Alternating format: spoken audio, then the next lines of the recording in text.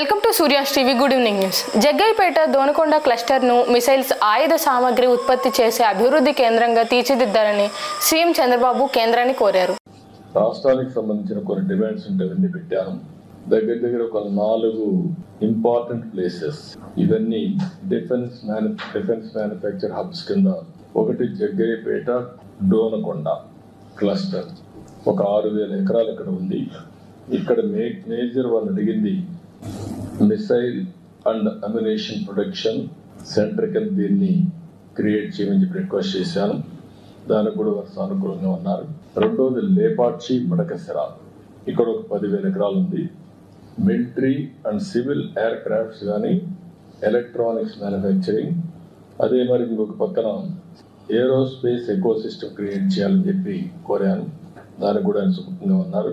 అదే మరి విశాఖపట్నం అనకాపల్లి క్లస్టర్, ఈ ఏరియాలో మనం చూస్తే naval equipment production, weapon testing, అదే మరి లీవరేజింగ్ స్ట్రాంగ్ మ్యారిటైమ్ ప్రజెన్స్ ఉంది కాబట్టి ఈస్టర్న్ నేవల్ కమాండ్ కూడా ఉంది. ఇవన్నీ ఆధారంగా చేసుకొని అక్కడ బేస్ చేసుకొని ఇవన్నీ ప్రొడక్షన్ కోసం ముందుకు రమ్మని కోరాం. అదే మరి కర్నూలు ఓరవకల్ 4,000 ఎకరాలు ఇవ్వడానికి సిద్ధంగా ఉన్నాం.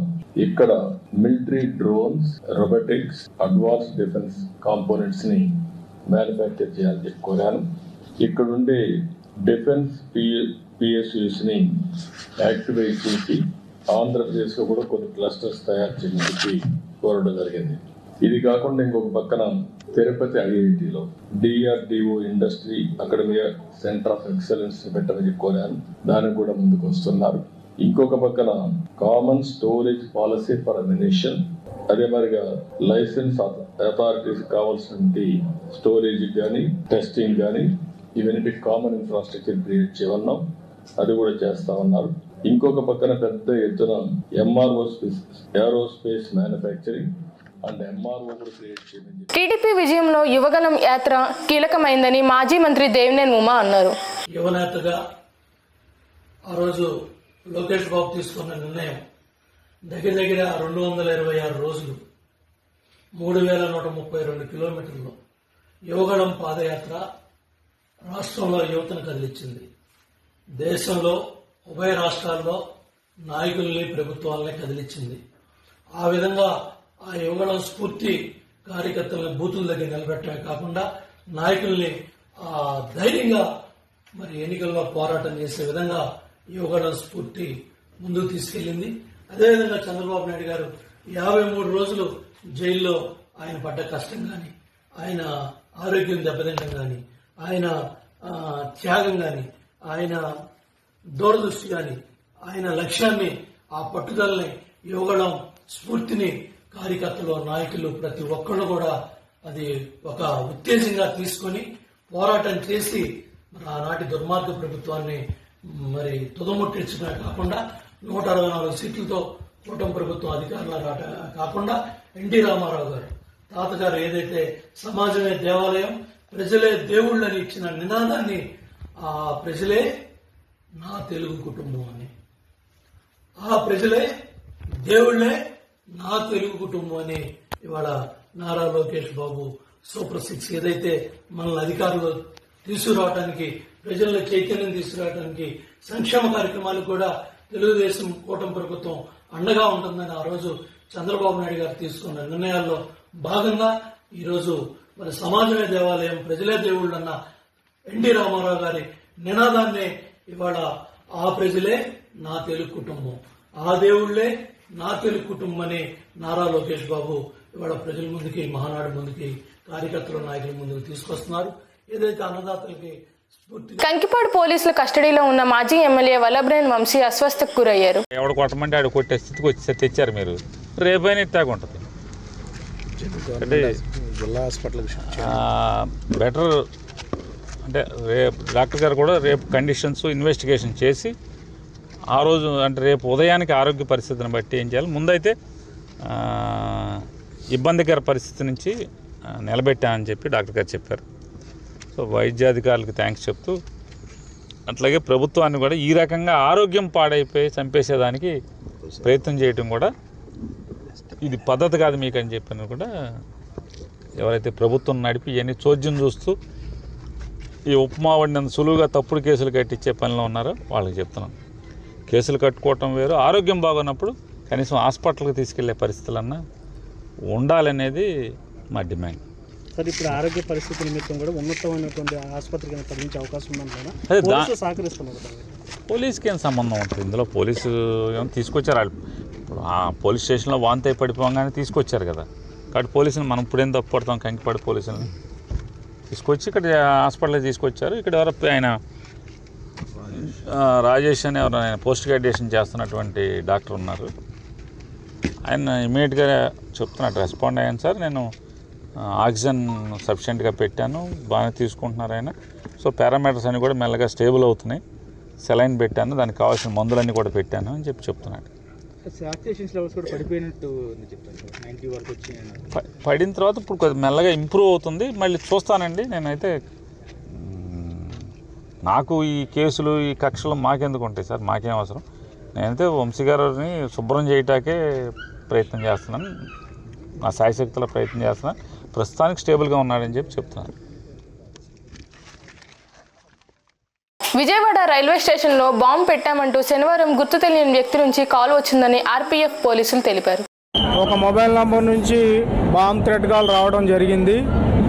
ఆ థ్రెట్ కాల్లో ఏం చెప్పారంటే, పాకిస్తాన్లోని లాహోర్ నుంచి ఫోన్ చేస్తున్నాను, విజయవాడలో బాంబు పెట్టడం జరిగింది అని పోలీస్ కంట్రోల్ రూమ్కి ఫోన్ వచ్చింది. ఆ ఫోన్ వచ్చిన తర్వాత మేమందరం local police, GRP, RPF officials అంతా అలర్ట్ అయ్యి రైల్వే స్టేషన్ విజయవాడలో తనిఖీలు చేపట్టడం జరిగింది. దీనికి bomb disposal squad, dog squad, GRP, local police, మా ఆర్పీఎఫ్ సిబ్బంది అందరం కలిసి విజయవాడ రైల్వే స్టేషన్లోని అన్ని ప్లాట్ఫామ్లు తరోగా చెక్ చేయడం జరిగింది. అయితే మనకు ఎటువంటి అనుమానాస్పదమైనటువంటి పదార్థాలు దొరకలేదు. ఈ టైంలో ఎల్టీటీ విశాఖపట్నం ట్రైన్ రావడం జరిగింది. ఈ మొబైల్ ఆర్ఆర్పేటలో లొకేట్ అయింది. సో ఆ టైంలో ఎల్టీటీ విశాఖపట్నం ట్రైన్ అక్కడ ఉండటం వల్ల ఒకవేళ దానిలో ఏమన్నా ఉంటుందేమని చెప్పి దాని దువాళ్ళ కూడా ఆ ట్రైన్ చెక్ చేయించడం జరిగింది. అక్కడ కూడా ఏమీ ఎటువంటి అనుమానాస్పద పదార్థాలు దొరకలేదు. ఇప్పుడు ఆ ట్రైన్ విశాఖపట్నం చేరబోతుంది. మేము విశాఖపట్నం జీఆర్పీ, ఆర్పీఎఫ్, లోకల్ పోలీసుకు కూడా ఇన్ఫర్మేషన్ ఇవ్వడం జరిగింది. ఆ ట్రైన్ విశాఖపట్నంలో కూడా తరోగా చెక్ చేయడం జరుగుతుంది.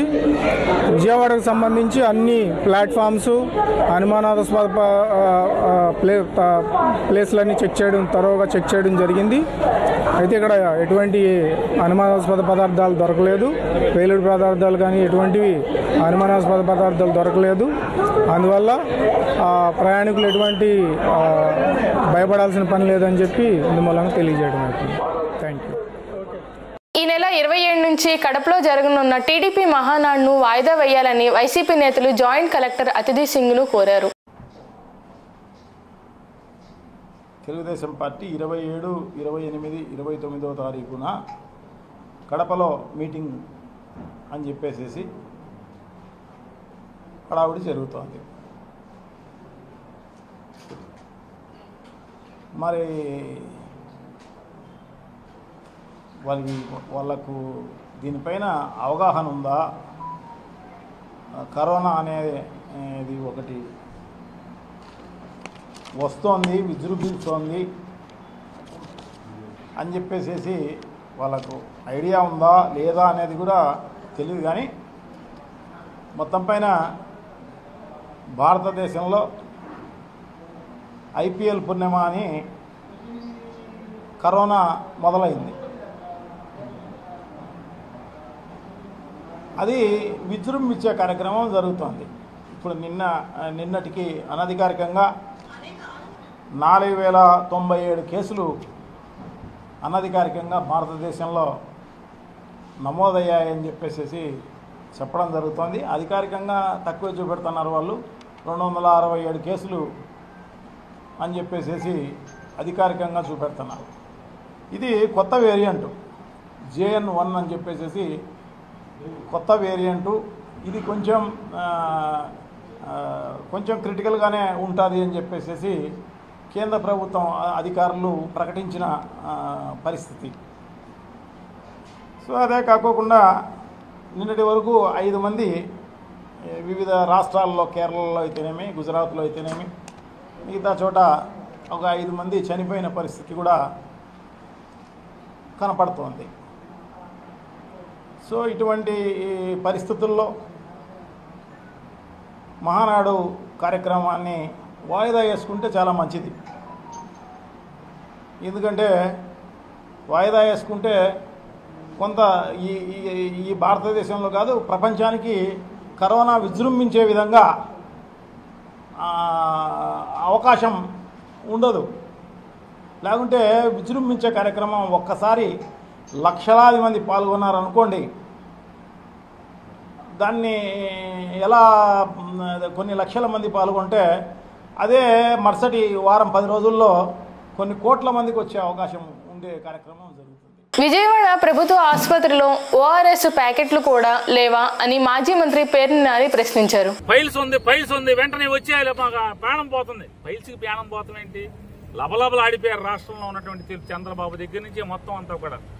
ఫైల్స్కి తెచ్చి రమేష్ హాస్పిటల్లో వైద్యం కావాలంట. ఇతనికేమో ఊపిరాట్లేదు, ఊపిరితిత్తుల్లో సమస్య ఉందని చెప్పి చెప్పుకుంటా రోజు కోర్టు తీర్పు మీదకు రోజు రాత్రిపూట జైలు సెల్లో ఆక్సిజన్ పెట్టుకునేటువంటి పరిస్థితి, సిపిఆప్ మిషన్ పెట్టుకుని అతను రోజులు గడుపుతున్న పరిస్థితి ఉంటే, ఒక్కరోజు ఆ ఎవకో వీళ్ళ తరపున పనిచేస్తే మాత్రం ఫైల్స్ ఉన్నాయని చెప్పి ఎప్పుడు ఫైల్స్ ఆపరేషన్ చేయించుకుంటే ఫైల్స్ ఆపరేషన్ అయింది చచ్చిపోతాడు. ఫైల్స్ ఆపరేషన్ అయితే చచ్చిపోతాడు. ఏంటి కేసు వంశీ మీద కేసు అంటే చంద్రబాబును ముఖ్యమంత్రిగా ఉన్నప్పుడు వల్లభనేని వంశీ తెలుగుదేశం పార్టీ ఎమ్మెల్యేగా ఉండి దొంగ పట్టాలు పంచిపెట్టాడనేటువంటి అభియోగం అంట. మరి ఆ ప్రభుత్వాన్ని నడిపిన ముద్దాయి చేయిద్దా? అప్పుడున్న రెవెన్యూ మినిస్టర్ని ముద్దాయి చేయిద్దా? తప్పుడు ప్రభుత్వం మీదే కదా. మీరు ఏవేదైతే వాళ్ళ వంశీ మీద అభియోగం చేస్తున్నారో, దొంగ పట్టాలు పుట్టించి పట్టాలు పంచిపెట్టాడు తెలుగుదేశం ప్రభుత్వంలో అని చెప్పాను, దానికి కారణం మీరే కదా. మరి మీరు ముద్దాయిలు అవరా? తండ్రి కొడుకులు ముద్దాయిలు అవరా? కాబట్టి మీ ఏపోడు అంటే మీ జెండా మోస్తే ఏ పాపాలు చేసినా పర్లేదు. మీ జెండా మోస్తే పాపాలు చేసిన వాడికి 10 రోజుల క్రితం ఫైల్స్ ఆపరేషన్ అయితే అది ప్రాణం పోతుంది. వంశీకి మాత్రం ఊపిరితిత్తులు ఇబ్బంది ఉన్నా కూడా ఇక్కడ వైద్యం ఇవ్వకూడదు. ఇటువంటి దుర్మార్గ పోకడలు ఈ ప్రభుత్వంలో జరుగుతున్నాయి. దేన్నైనా వైఎస్ఆర్ కాంగ్రెస్ పార్టీ జెండా మోసేవాడు. నిన్న ఒకరిని చూసాం మనం దాచేపల్లిలో. పశువు కంటే హీనంగా భాస్కర్ రావు అనే ఒకడు తెలుగుదేశం వాడి కారు వేసుకొచ్చి మఫ్టీ బట్టల్లో ఎక్కించుకెళ్ళి ఏ రకంగా కొట్టారో మొత్తం ప్రపంచం అంతా చూసింది. ఇవాళ ఇక్కడ ఈ మత్తు డాక్టర్ హాస్పిటల్లో ఉద్యోగం వచ్చిన కాడి నుంచి ఈ బెదవాడ హాస్పిటల్లోనే ఉద్యోగం అంటే ఎంతమందికి చెంచాగిరి చేసి ఎంతమందికి ఏమేం చేస్తే ఒక ప్రభుత్వ ఉద్యోగి చేరిన చోట నుంచి బెదవాళ్ళని ఇన్నాళ్ళు ఎందుకుంటాడు ఈ మత్తు డాక్టర్? ఇట్లాంటి వాళ్ళు ఇట్లాంటి దగులుబాజీ పనులు చేయబట్టి ఉంటారు. ప్రాణం మీదకి వచ్చినటువంటి ఒక పేషెంట్ వస్తే. ఈ వార్తలు ఇంతటితో సమాప్తం.